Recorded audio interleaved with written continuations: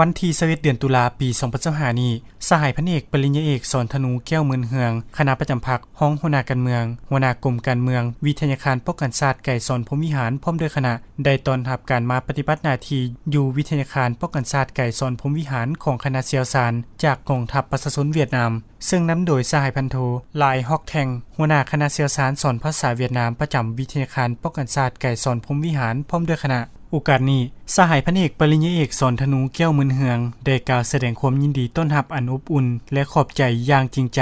ต่อการร่วมมือช่วยเหลือของคณะเชี่ยวชาญกองทัพประชาชนเวียดนามในครั้งนี้พร้อมทั้งได้ยกให้เห็นมูลเชื่อและการเติบใหญ่ขยายตัวของวิทยาคารป้องกันชาติไก่สอนพรหมวิหารนับแต่มือสร้างตั้งจนถึงปัจจุบันการมาปฏิบัติหน้าที่ของคณะเชี่ยวชาญจากกองทัพประชาชนเวียดนามในครั้งนี้แม่นเพื่อให้การช่วยเหลือทางด้านการปรับปรุงเวียกงานการสอนการเรียนเวียกงานทางด้านภาษาเวียดนามการสร้างโครงการหลักสูตรเวียกงานกวดกาคุณภาพการเรียนการสอนภาษาเวียดนามอยู่วิทยาคารป้องกันชาติไก่สอนพรหมวิหารให้ดีขึ้นเทื่อละก้าวทั้งเป็นการเสริมขยายสายพัวพันมิตรภาพความสามัคคีพิเศษและการร่วมมือรอบด้านระหว่าง2ชาติ2กองทัพลาวเวียดนามที่มีมูลเชื่อมาแต่ดนนานแล้วนั้นให้นับมือนับแน่นแฟ้นเลือกซึ่งและเจริญงอกงามขึ้นไปเรื่อยๆ